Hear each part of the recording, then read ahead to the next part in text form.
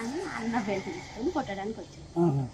నా షాపుని కొట్టకురా, నేను కొట్టినా కొట్టుకుంటా, పెట్టినా పెట్టుకుంటా, నా షాపు మీద నువ్వు చెయ్యొద్దు అనేసి దొబ్బాడు. అది దొబ్బినా కూడా ఆగలేదు అన్న, మనోజ్ అని ఆగలేదు. దానివల్ల ప్రశాంత్ దెబ్బ కొట్టిండు అన్న. సార్ ఏంటంటే కొట్టొద్దు నా షాపు, నేను భయం పెట్టుకుంటా, కొట్టకురా అన్నాడు. ఇద్దరు దానివల్ల ఇక ఆ షాప్ గురించి ఏదంతా గొడవ, తండ్రి కొడుకు నెట్టుకున్నాడు. అసలు దెబ్బలు నాకు తెలిసి దెబ్బలు తగ్గలేదు, ప్లే చేసుకున్నారు. దెబ్బలు తగినంత ఇది ఏం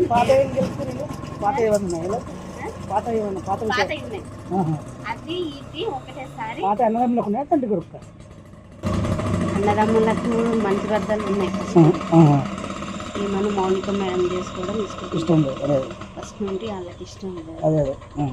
దానివల్ల కొంచెం వాళ్ళు ఫస్ట్ నుండి డిస్టర్బెన్స్ ఆ విషయం మీద. ఎవరికో బాబు ఉన్నాడు, ఆల్రెడీ బాబు ఉన్నాడు కాబట్టి వాళ్ళకి ఇష్టం లేదు. ఇంకా దానివల్ల అది జాబు వల్లనే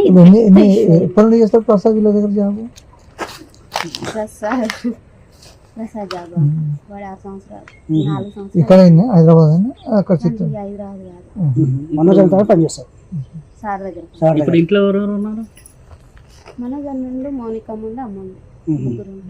సార్ లేడా? మార్నింగ్ మేడం వచ్చి ప్రసన్న మేడం వచ్చింది కదా,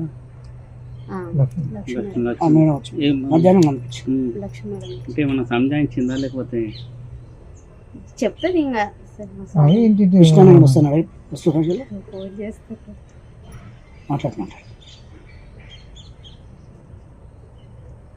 అన్న నా ఫోన్ అందరి ఫోన్ హ్యాండ్ ఓవర్ చేసుకున్నాడు, కానీ నా మీద నమ్మకం ఎక్కువ. నా ఫోన్ ఒక్కటే హ్యాండ్ ఓవర్ చేసుకున్నాడు.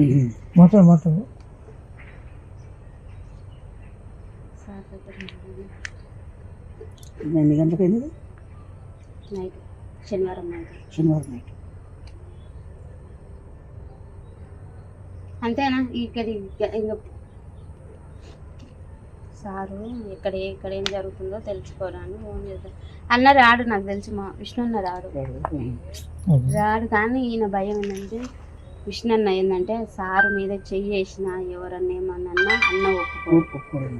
ప్రాణం తండ్రి కొడుకు, పెద్ద కొడుకు చెయ్యేసిండు. అందుకని డాడీని ముట్టుకుంటావా అని కోపం ఉంటుంది అన్నకు, అంతే తప్ప.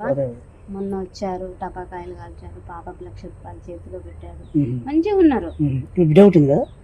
మనోజన్న పాప ఉంది, ఆ పాపకు 1,00,000 రూపాయలు చేతిలో పెట్టి మంచిగా మందలికి చెల్లాడు. కానీ మన విష్ణన్న పిల్లల విషయంలో అట్లా చేయడు. విష్ణన్న మంచిగా చూసుకుంటాడు.